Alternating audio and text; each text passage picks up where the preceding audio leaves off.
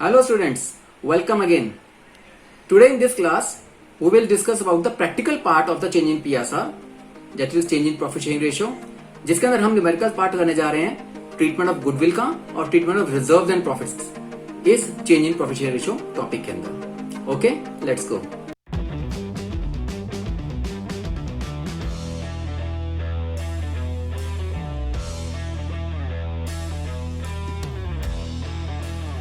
हमने अब तीन चीज़ें देखी कि गुडविल की ट्रीटमेंट कैसे करनी है, accumulated profits, reserve and surplus treatment कैसे करनी है और revaluation of assets and liabilities की ट्रीटमेंट कैसे करनी है. अब इसके प्रैक्टिकल पार्ट पे पहुंचते हैं. जैसे कि पहला क्वेश्चन हमारा है ट्रीटमेंट ऑफ गुडविल का. मान लो ABC पार्टनर्स हैं, they are sharing profit loss in the ratio of 5:1 and it will decided with effect from 15 April 2019 that the profit sharing ratio will be 9:6:5. तो पहले जो रेशियो ABC की 5:1 थी वो अब चेंज होकर 9:6:5 हो जाती है. Okay, goodwill is to be valued at 2 years purchase of average profits of the last 3 year profits. तो सेम वैसे जैसे हमने पिछले चैप्टर में पिछले क्लास में गुडविल कैलकुलेट किया था, आपको इन प्रॉफिट्स की एवरेज प्रॉफिट निकाल गुडविल कैलकुलेट करनी है और goodwill appears in the books at 10,000 और आपको अब एंट्री पास करनी है इस गुडविल की ट्रीटमेंट की. तो क्वेश्चन में क्या क्या गिवन है, ओल्ड रेशियो गिवन है ABC की 5:1, न्यू रेशियो गिवन है ABC की 9:6:5, गुडविल की कैलकुलेशंस करनी है और एक गुडविल ऑलरेडी बुक्स में अपीयर हो रही है 10,000 की. देखो एक एक करके क्या करते हैं. सबसे पहले सैक्रिफाइसिंग गेनिंग रेशियो निकाल लो. सैक्रिफाइसिंग और गेनिंग रेशियो निकालने के लिए आप एक कंसेप्ट पकड़ लो, आप सिंपल ओल्ड माइनस न्यू करो. ओल्ड माइनस न्यू करते हुए जब भी आंसर पॉजिटिव में आया मतलब वो सैक्रिफाइस कर रहा है और नेगेटिव में आया मतलब गेन कर रहा है. दोबारा देखो, अगर ओल्ड माइनस न्यू करके आपका पॉजिटिव आ रहा है मतलब कि ओल्ड फिगर ज़्यादा है. अब ओल्ड फिगर ज़्यादा है मतलब कि नई वैल्यू कम होने की वजह से सैक्रिफाइस कर रहा है, और अगर नेगेटिव आ रहा है तो ओल्ड कम है और न्यू ज़्यादा है, और न्यू ज़्यादा है मतलब वो गेन कर रहा है. तो हमने क्या किया, ABC की रेशियो जो 5:1 थी और न्यू रेशियो 9:6:5 थी, तो 5/10, 4/10, 1/10 दिस इज ओल्ड रेशियो 5:1 और न्यू रेशियो थी 9:6:5, 9/20, 6/20, 5/20. ये इस तरफ मैंने सारा पहले लिखा ओल्ड रेशियो और ये लिखा न्यू रेशियो, और ओल्ड में से न्यू को माइनस कर दिया. 5/10 में से 9/20 माइनस करूंगा तो आंसर आएगा 1/20, क्योंकि पॉजिटिव आ रहा है तो इसको लिखूंगा सैक्रिफाइस. 4/10 में से 6/20 माइनस करूंगा तो इसका आंसर आएगा 2/20, तो ये भी पॉजिटिव आ रहा है तो ये हो गया सैक्रिफाइस. C का 1/10 में से 5/20 माइनस करूंगा तो आंसर आ रहा है -3/20, जो कि नेगेटिव है तो इसका मतलब ये गेन हो गया. तो अगर ओल्ड माइनस न्यू करते हुए सारे आंसर्स पॉजिटिव आते हैं तो सैक्रिफाइस कहलाएंगे, और अगर वो नेगेटिव आता है तो गेन कहलाएंगे. ये तो मैंने सैक्रिफाइस गेन निकाल लिया. अब निकालते हैं एवरेज प्रॉफिट और गुडविल. आपको 3 साल के प्रॉफिट्स गिवन है 42,000, 48,000 एंड 60,000. तो दिस इज 42,000, 48,000 एंड 60,000 प्लस करके 3 से डिवाइड किया तो ये निकल के आया एवरेज प्रॉफिट 50,000.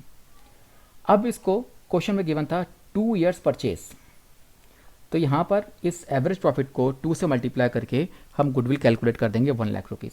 तो एवरेज प्रॉफिट निकाल कर उस एवरेज प्रॉफिट को परचेज ईयर से मल्टीप्लाई कर दिया तो गुडविल निकल के आ गई 1 लाख. अब ए का शेयर यहाँ पे कैलकुलेट करो, 1/20 ऑफ 1 लाख, 1/20 ऑफ 1 लाख हो गया 5,000. बी का शेयर 2/20 है और 1 लाख से मल्टीप्लाई किया 10,000, और सी का 3/20 है जो कि 1 लाख का निकल गया 15,000. अब आपको एक और चीज़ चेक करनी है, जब हमने ये गेनिंग और सेक्रीफाइस निकाला था तो एक चीज़ वेरीफाई कर लेना, जो शेयर जो लोग सेक्रीफाइस कर रहे हैं उन सब का सम गेन के बराबर आना चाहिए. जैसे ए और बी सेक्रीफाइस करते 1/20 प्लस 2/20 टोटल हो गया 3/20, तो 3/20 ए और बी मिलकर सेक्रीफाइस कर रहे हैं और सी अकेला 3/20 गेन कर रहा है. तो सेक्रीफाइस शेयर सब पार्टनर्स का गेन शेयर सब पार्टनर्स के बराबर आना चाहिए, ये वेरीफाई हो जाएगा. और यहाँ से भी चेक कर सकते हो.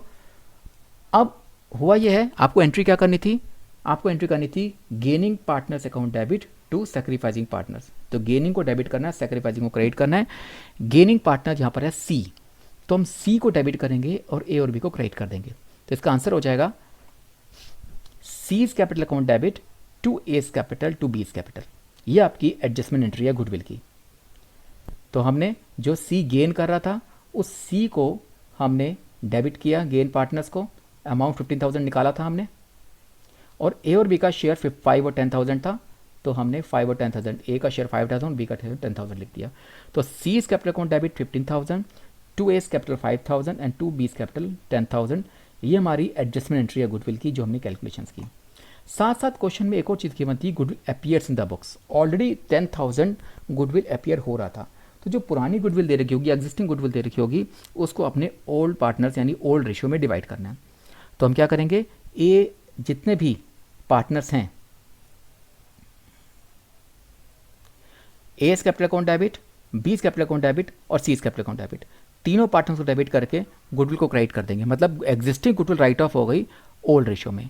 10,000 की गुडविल थी, इसको 5,000, 4,000, 1,000, 541 की रेशियो में ओल्ड रेशियो में डिवाइड कर दिया। ठीक है, तो ओल्ड गुडविल जो एग्जिस्टिंग गुडविल होगी उसको ओल्ड पार्टनर्स को डेबिट करके गुडविल को क्रेडिट कर दिया, खत्म कर दिया। और जो नई वाली गुडविल थी उसमें हमने गेनिंग पार्टनर्स को डेबिट करके सैक्रिफाइसिंग पार्टनर्स को क्रेडिट कर दिया। वो सारी वर्किंग नोट्स हमने यहाँ पर कैलकुलेट करके यहाँ पर डाल दिया। तो ये था गुडविल के ट्रीटमेंट का फर्स्ट क्वेश्चन। नेक्स्ट क्वेश्चन की तरफ चलते हैं जिसमें हम रिजर्व्स की ट्रीटमेंट या सरप्लस वगैरह ट्रीटमेंट करेंगे। इसमें देखो क्या लिखा हुआ है, XYZ पार्टनर्स हैं in the ratio 5:3:2 and they decide to share future profit and loss in the ratio of 2:3:5।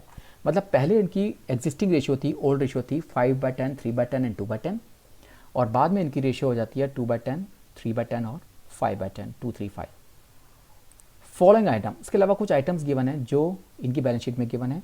General reserve दे रखा है 75,000, वर्कमैन कंपनसेशन रिजर्व दे रखा है 12,500, प्रॉफिट लॉस अकाउंट दे रखा है 37,500 और एक एडवर्टाइजमेंट सस्पेंस दे रखा है डेबिट बैलेंस मतलब 50,000।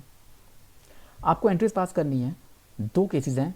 First case, if these have to be distributed, हमने दो केस पढ़े थे, या तो इन रिजर्व सरप्लस को डिस्ट्रीब्यूट करना है या डिस्ट्रीब्यूट नहीं करना है। यहाँ पे दोनों केसेस हैं। या तो पहला केस है कि रिजर्व्स एंड सरप्लस को डिस्ट्रीब्यूट करना है, और बी पार्ट में है कि इनको डिस्ट्रीब्यूट नहीं करना है एंड इनका इफेक्ट शो करना है without affecting the book values by passing an adjustment entry. तो पहले पहला पार्ट पकड़ते हैं, these have to be distributed to partners. तो हम क्या करेंगे, जब डिस्ट्रीब्यूट करते हैं जितने भी आपके लायबिलिटी साइड के आइटम्स हैं यानी जो क्रेडिट बैलेंस वाले हैं उनको आप डेबिट में लिखोगे, और जो डेबिट बैलेंस आइटम है उसको खत्म करने के लिए क्रेडिट साइड पे लिखोगे। तो general reserve account debit 75,000, this one. WCR workman compensation reserve 12,500, ये लिख दिया हमने। प्रॉफिट एंड लॉस अकाउंट 37,500, ये लिख दिया। तो हमने इन सभी जो तीन आइटम्स थी, जो क्रेडिट साइड के आइटम्स थी, लायबिलिटी साइड के आइटम्स थी, उन सबको एक साथ डेबिट में लिख दिया और तीनों को प्लस किया। तीनों को प्लस करके बनता है ये हमारा 1,25,000। इस 1,25,000 को तीनों में to X capital, to Y capital, to Z capital हमने डिस्ट्रीब्यूट कर दिया उनकी ओल्ड रेशियो में। तो हमें जब डिस्ट्रीब्यूट करने हैं तो जो भी डिस्ट्रीब्यूट करने हैं एग्जिस्टिंग चीज़ें वो सब ओल्ड रेशियो में ही ट्रांसफर करनी है। तो ओल्ड रेशियो थी 5:3:2। तो इस 1,25,000 का 5/10 62,500, 3/10 37,500 और 2/10 फिर 25,000 आता है। इस 1,25,000 को डिस्ट्रीब्यूट कर दिया इनकी ओल्ड रेशियो में। Being the reserves and profits transfer to old partners in their old ratio. साथ ही साथ इसमें एक एडवर्टाइजमेंट सस्पेंस दे रखा था जो डेबिट साइड का बैलेंस है, इसको भी डिस्ट्रीब्यूट करना है। अब क्योंकि ये डेबिट साइड की आइटम है तो इसको क्रेडिट में डाल दो। अब क्रेडिट में डालकर इसको खत्म करना है तो पार्टनर्स को डेबिट कर दो। तो XYZ को डेबिट किया और एडवर्टाइजमेंट सस्पेंस को क्रेडिट कर दिया। ये 50,000 था, इस 50,000 को सेम उसी रेशियो में जो हमारे पास 5:3:2 की रेशियो थी, 5/10 और 50,000 25,000, 3/10 और 50,000 15,000 और 2/10 और 50,000 10,000। तो ये हमने 1,25,000 सारे क्रेडिट साइड के आइटम्स को एक साथ डेबिट साइड पे लिख के हमने पार्टनर्स को क्रेडिट कर दिया उनकी 5:3:2 की रेशियो में। सिमिलरली डेबिट साइड के आइटम यानी एसेट साइड के आइटम्स को हमने यहाँ पे क्रेडिट साइड पे लिखा और उसको डिस्ट्रीब्यूट कर दिया पार्टनर्स को डेबिट करके उनकी ओल्ड रेशियो में। तो जब भी आपको कहा जाए कि रिजर्व्स एंड सरप्लस या फिर डेबिट साइड के बैलेंस या क्रेडिट साइड के बैलेंस को आपने डिस्ट्रीब्यूट करना है तो आपने वो सब डिस्ट्रीब्यूट ओल्ड रेशियो में ही करना है। ठीक, लायबिलिटी साइड आइटम्स को पार्टनर्स को क्रेडिट करना है और एसेट साइड आइटम के लिए आपको पार्टनर्स को डेबिट करना है उनकी ओल्ड रेशियो में। सेकंड पार्ट जो था कि इनको डिस्ट्रीब्यूट नहीं करना है। जब डिस्ट्रीब्यूट नहीं करना तो आपको वहाँ पर गेन और सैक्रिफाइसिंग शेयर चाहिए जैसे गुडविल के लिए निकाला था। अब यहाँ पे क्या करेंगे, जब डिस्ट्रीब्यूट नहीं करना, इसका इफेक्ट शो करना है, उनकी बुक वैल्यू इसमें कोई चेंज नहीं लाना, तो आप इन 5:3:2 रेशियो ओल्ड रेशियो और 2:3:5 न्यू रेशियो को नेट इफेक्ट निकाल लो, सैक्रिफाइस या गेन निकाल लो। कैसे, ये देखो, अगर डिस्ट्रीब्यूट नहीं करना तो x का शेयर 5/10, 3/10 और z का 2/10 शेयर था, ये इनकी ओल्ड शेयर थी। न्यू शेयर देखा जाए तो 235 था, मतलब x का 2/10, y का 3/10 और z का 5/10। तो 532 से ये 235 बन गया न्यू शेयर। माइनस करेंगे तो 5/10 माइनस 2/10 ये बन जाएगा 3/10 सेक्रीफाइस। लेकिन y का 3/10 और 3/10 पहले भी 3/10 था, अब भी 3/10 है, मतलब इसने ना तो सेक्रीफाइस किया ना ही गेन किया। जबकि z का शेयर ओल्ड शेयर 2/10 था और न्यू शेयर 5/10 था, इसका शेयर माइनस 3/10 आ गया जो कि गेन हो गया। इसका मतलब यहाँ पर y कुछ भी नहीं कर रहा, ना सेक्रीफाइस ना गेन, लेकिन x सेक्रीफाइस कर रहा है और y और z गेन कर रहा है। और अब क्या करेंगे, हम इन सब का नेट इफेक्ट ले लेंगे, क्योंकि हमें अलग अलग डिस्ट्रीब्यूट नहीं करना। जो लाइबिलिटी साइड के आइटम्स हैं 75,000, वर्कमैन कंपनसेशन रिजर्व और प्रॉफिट लॉस अकाउंट, इन तीनों को प्लस करके इसका डेबिट साइड का बैलेंस को माइनस कर देंगे। ऐसे ही है, general reserve 75,000, workman compensation reserve 12,500 and profit loss account 37,500। इन तीनों को प्लस किया तो आ गया 1,25,000। इसमें से एडवर्टाइजमेंट सस्पेंस जो एसेट साइड की यानी डेबिट साइड बैलेंस की आइटम है वो 50,000 माइनस कर दिया, तो नेट इफेक्ट आ गया हमारा 75,000। यानी कि तीनों लायबिलिटी साइड के आइटम्स को प्लस करके एसेट साइड के आइटम को, डेबिट साइड के आइटम को हमने माइनस कर दिया। नेट इफेक्ट ले लिया 75,000 पे। अब आपने इस 75,000 को गेन और सेक्रीफाइस में डिस्ट्रीब्यूट करना है। एक्स का शेयर 3/10 है, उसको 75,000 मल्टीप्लाई किया तो आंसर आ गया 22,500, और z का शेयर माइनस 3/10 था तो वो हमने मल्टीप्लाई करके 75,000 से 2,500 निकाल दिया। अब क्योंकि यहाँ पर z गेन कर रहा है और x सेक्रीफाइस कर रहा है तो हम z को डेबिट करेंगे, तो आंसर हमारा जो आएगा वो z capital account debit to x capital आ जाएगा, क्योंकि y तो ना सेक्रीफाइस कर रहा है ना गेन कर रहा है। जो गेन कर रहा था उसको डेबिट में डाल दिया और जो सेक्रीफाइस कर रहा है उसको क्रेडिट में डाल दिया।